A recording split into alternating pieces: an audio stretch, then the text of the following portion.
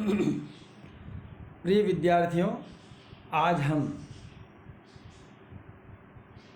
स्नातक तृतीय वर्ष के संस्कृत विषय के प्रथम प्रश्न पत्र के श्रीमद् भगवद गीता के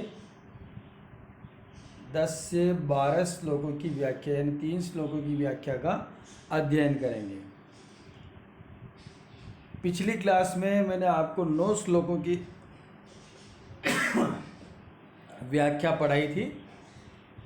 उस व्याख्या में सार रूप में ये था कि भगवान श्री कृष्ण अर्जुन को उपदेश देते हैं कि युद्ध भूमि में आए हुए जो स्वजन हैं, अर्थात गुरुजन है, पितामह हैं, भाई हैं इत्यादि जो स्वजन है, उन स्वजनों के विषय में अर्जुन मोहित चित्त हो जाता है कि युद्ध भूमि में ये जो युद्धार्थ आए हुए हैं इनका मैं वध करूं, इनको मारूं अथवा नहीं। यदि मारता हूं तो इनके खून से रंगी हुई ये पृथ्वी का राज्य मुझे मिलेगा, और अगर नहीं मारता हूं तो फिर ये जीवित रहेंगे और मेरे लिए सुखकारी होंगे। दोनों में कौन सी बात श्रेष्ठ है? और मैं युद्ध नहीं करूंगा अंतिम वह निश्चय करके जब बोलता है, तब आगे का ये श्लोक प्रवृत्त होता है। 10वां श्लोक। तम उवाच ऋषिकेश प्रहसन्निव भारत सेनयोरुभयोर्मध्ये विषीदन्तमिदं वचः।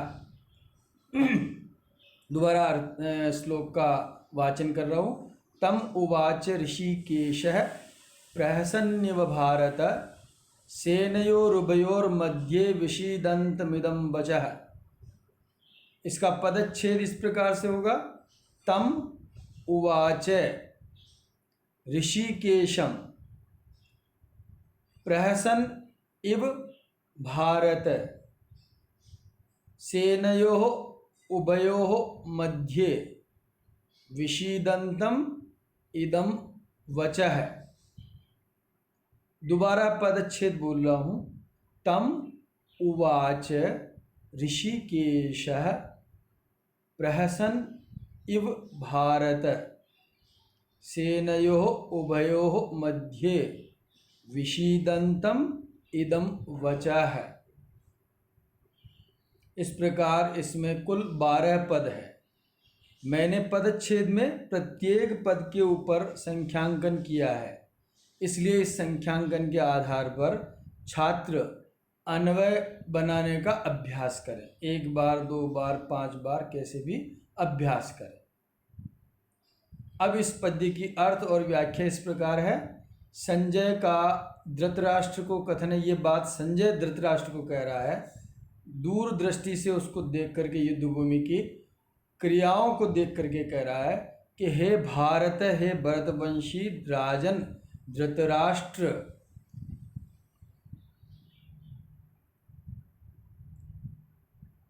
एवं यानी इस प्रकार उस विषाद यानी शोक करने वाले अर्जुन को भगवान श्री कृष्ण ने दोनों सेनाओं के मध्य प्रहसन इव हंसते हुए से इदम वाक्यम उवाच, ये वाक्य उवाच यानी इदम वच उवाच, ये वचन कहे। पुनः दोबारा अभिप्राय है कि उभयो सेनयोर मध्य, दोनों सेनाओं के बीच में, विषीदंतम तम, विषाद करते हुए उस अर्जुन को, प्रहसन इव हंसते हुए से ऋषिकेश भगवान श्री कृष्ण, इदम वच उवाच, ये वचन बोले, ये वचन कहे। अभिप्राय है कि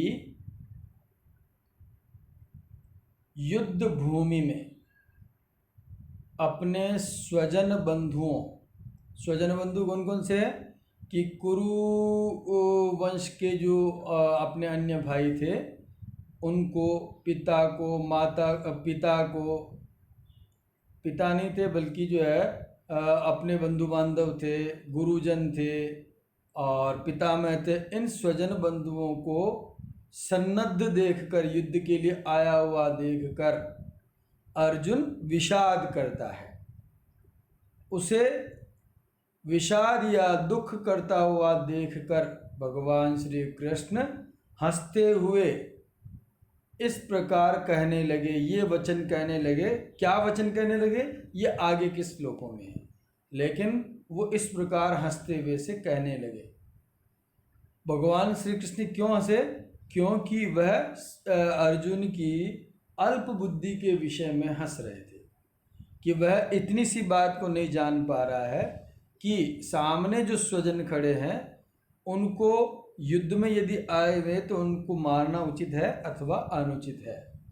तो इस बात को सरलता से, अत्यंत संक्षेप में भगवान श्री कृष्ण अर्जुन से इस प्रकार हंसते हुए कह रहे हैं, जो कि आगे के श्लोकों में है। इसमें टिप्पणियां इस प्रकार से होगी। व्याकरणात्मक टिप्पणी, उवाच वच धातु, इसका अर्थ बोलना, लिट लकार प्रथम पुरुष एक वचन। दूसरा पद है प्रहसन, प्रय उपसर्ग हस धातु ल्युट प्रत्यय। प्रय उपसर्ग हस धातु ल्युट प्रत्यय। ल्युट प्रत्यय और विशीदंतम, वि उपसर्ग सीध धातु क्षत्रिय प्रत्यय। और द्वितीय का एक वचन बनेगा विशीदंतम। छंद इसमें वही है, वंशस्थ छंद। आगे का 11वां श्लोक, भगवान श्री कृष्ण क्या कह रहे हैं विषाद करते हुए अर्जुन को? 11वें श्लोक में कह रहे हैं, अशोच्यान अन्वशोचस्त्वं प्रज्ञावादांश्च भाषसे गतासून गताशूंश्च नानुशोचन्ति पंडिताः। दोबारा श्लोक बोल रहा हूँ। ये एक परीक्षा की दृष्टि से महत्वपूर्ण श्लोक है। अशोच्यानन्वशोचस्त्वं प्रज्ञावादांश्च भाषसे गतासून गतासूंश्च नानुशोचन्ति पंडिताः।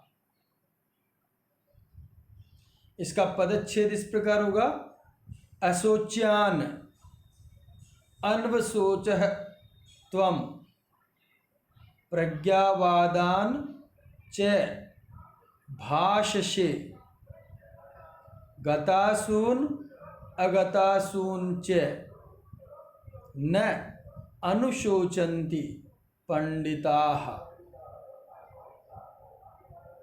पुनः एक बार पदच्छेद बोल रहा हूँ, अशोच्यान अन्वशोचः त्वं प्रज्ञावादान च भाषसे गतासून अगतासून च न अनुशोचन्ति पंडिताः। कुल पद इसमें है 12 पद। मैंने संख्यांकन किया है पदच्छेद में पदों के ऊपर। उन पदों के क्रम के अनुसार यदि पद उस प्रकार से रखेंगे 1 2 3 के क्रम में, तो सही अन्वय बनेगा। तो छात्र इस अन्वय को बनाने का अभ्यास करें ताकि उनको अन्वित अर्थ की प्राप्ति हो सके। अर्थ और व्याख्या इस पद्य की इस प्रकार है कि हे अर्जुन,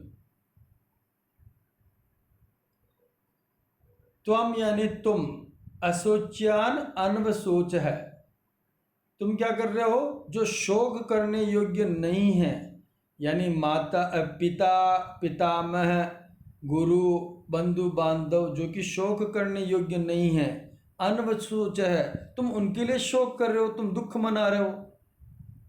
प्रज्ञावादान च भाषसे, और प्रज्ञावादान यानी बुद्धि पूर्वक बोलने वाले यानी विद्वानों की सी भाष्य यानी बात कर रहे हो, यानी जिसके विषय में शोक नहीं करना है उसके विषय में तो तुम शोक कर रहे हो, और पंडितों या विद्वानों कैसी बात कर रहे हो।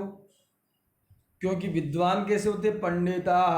पंडित कैसे होते हैं? गतासून अगतासून च, जिनके प्राण चले गए यानी जो मर गए, अगतासून च, और जो नहीं मरे हैं, जो जीवित हैं, जो मर गए हैं और जो नहीं मरे हैं, उनके विषय में पंडित लोग न अनुशोचन्ति, शोक नहीं करते, दुख नहीं मनाते, वो उनके विषय में बिल्कुल भी दुख नहीं मनाते हैं।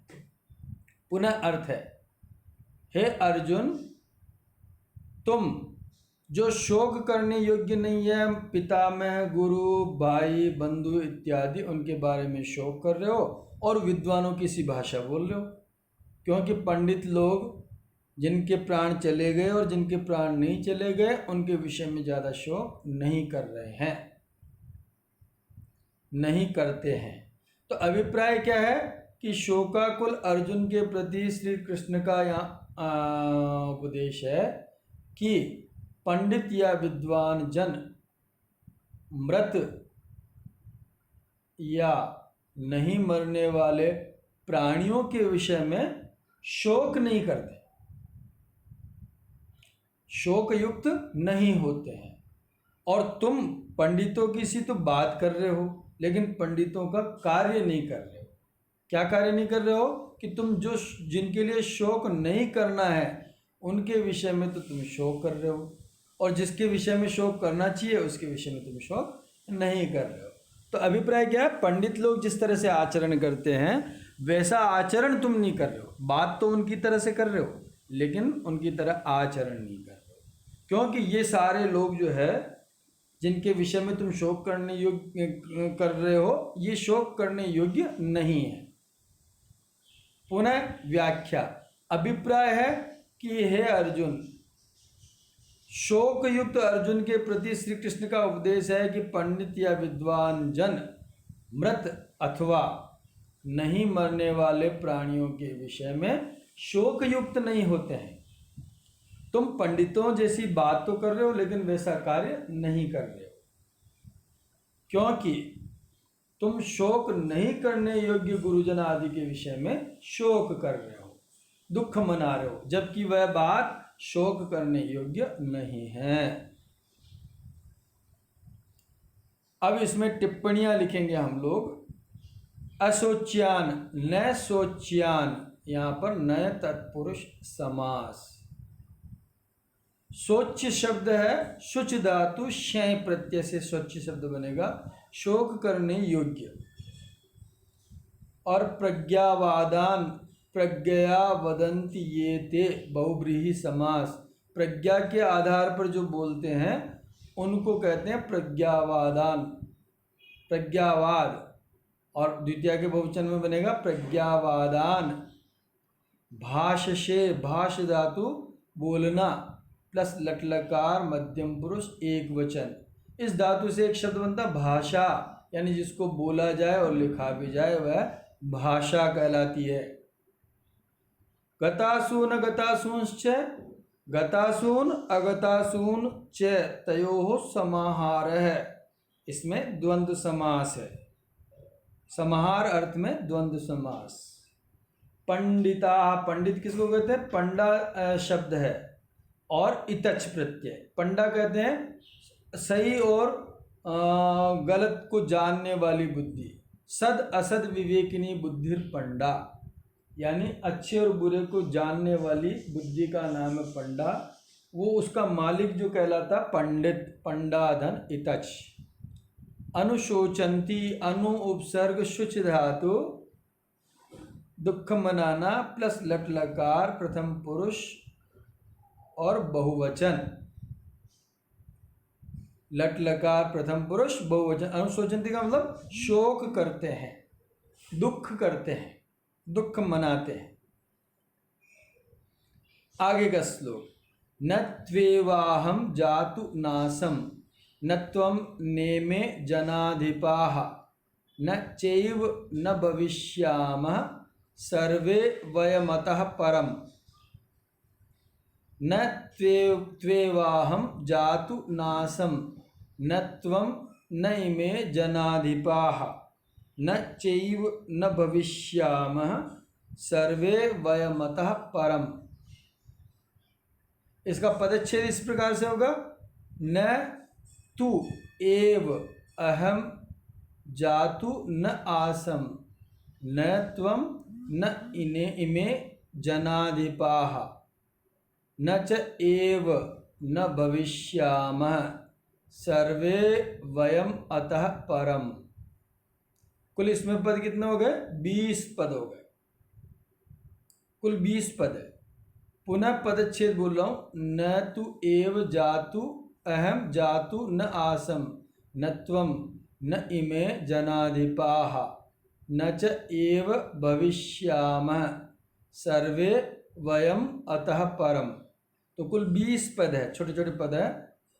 इसकी व्याख्या अर्थ इस प्रकार से होगा कि श्री कृष्ण का अर्जुन को उपदेश है कि न तु एव, और न तो ऐसा ही है, अहम जातु न आसम, मैं किसी काल में नहीं था, मैं किसी काल में आत्मस्वरूप में नहीं था, ऐसी बात नहीं है।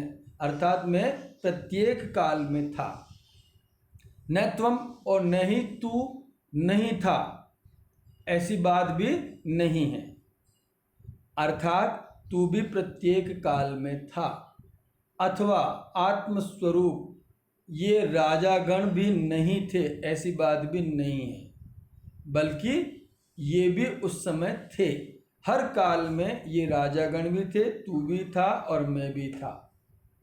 आत्मस्वरूप में था, न कि इस शरीर के रूप में था।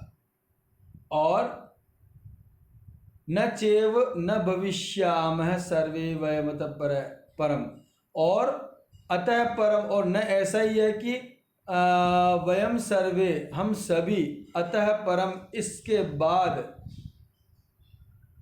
इसके बाद न भविष्यामः आगे नहीं रहेंगे।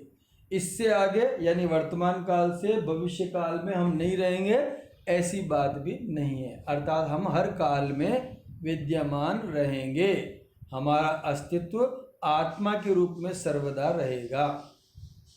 पुनः अर्थ है, श्री कृष्ण का अर्जुन को उपदेश है कि न तो ऐसा ही है कि आत्मस्वरूप मैं किसी काल में नहीं था, अर्थात मैं प्रत्येक काल में आत्मा के रूप में था। अथवा आत्मस्वरूप तू नहीं था, अर्थात तू भी प्रत्येक काल में आत्मस्वरूप में था। अथवा आत्मस्वरूप ये राजागण नहीं थे, अर्थात ये भी प्रत्येक काल में विद्यमान थे। और नहीं ऐसा है कि हम सब इस काल के बाद नहीं रहेंगे, अर्थात हम भी भविष्य में हमेशा रहेंगे ही रहेंगे। इसलिए आत्मस्वरूप में हम हमेशा ही रहेंगे, शरीर रूप में हम हमेशा नहीं रहेंगे। इसलिए इन सभी के विषय में तू शोक मत कर, क्योंकि ये सारे लोग हर काल में रहेंगे, आत्मा के रूप में रहेंगे, न कि स्थूल शरीर के रूप में। इसकी व्याख्या या भावार्थ इस प्रकार से होगा। अभिप्राय है कि भगवान श्री कृष्ण ने आत्म स्वरूप से सबकी नित्यता सिद्ध की है, सभी प्राणियों की नित्यता आत्मा के रूप में सिद्ध की है। स्वयं श्री कृष्ण कम अर्जुन तथा अन्य राजाओं के उदाहरण से उन्होंने यह सिद्ध किया है।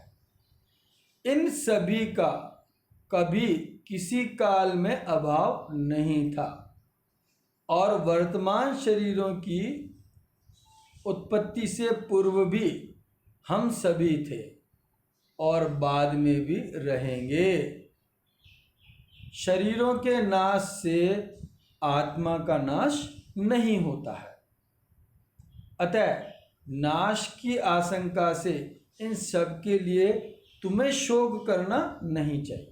तुम्हें इन सब के लिए शोक करना उचित नहीं है, क्योंकि शरीर का नाश होगा, आत्मा का नाश कभी नहीं हो सकता।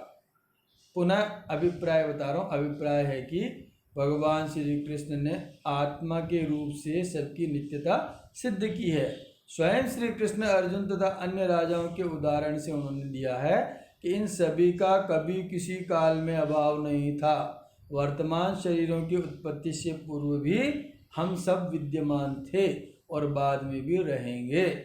शरीरों के नाश से आत्मा का नाश कभी नहीं होता, अतः नाश की आशंका को दूर से इन सब के लिए शोक करना उचित नहीं है। अब टिप्पणियाँ, इसमें टिप्पणियाँ है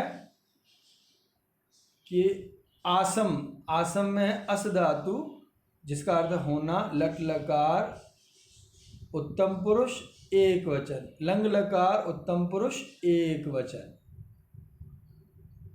और अतः में हो जाएगा इदम धन तसिल प्रत्यय,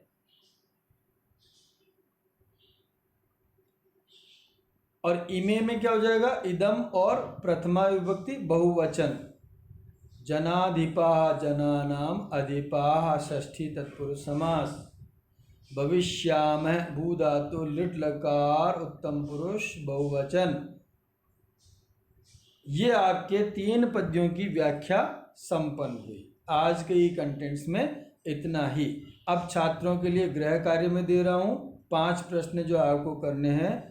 कि पहला तो है तम उवाच ऋषिकेशम प्रसन्न व भारत है। इस श्लोक में ऋषिकेश व भारत किसे कहा गया है। दूसरा, पंडित किसके विषय में शोक नहीं करते हैं। तीसरा प्रश्न है आत्मा की अमरता कौन से श्लोक में विद्यमान है। चौथा श्लोक 10वें श्लोक की व्याख्या कीजिए, जो कि इम्पोर्टेंट है परीक्षा की दृष्टि से। और 5वां है 12वें श्लोक का अन्वय व अर्थ लिखिए। आशा है छात्रों को मेरी सारी व्याख्यान समझ में आया होगा, और इन प्रश्नों का उत्तर दे करके आप मुझे भेज सकते हैं, जिससे कि मैं उनका परीक्षण कर सकूं। और जो चीज़ आपको समझ में नहीं है उसके लिए आप प्रश्न करने के लिए अधिकृत हैं। धन्यवाद।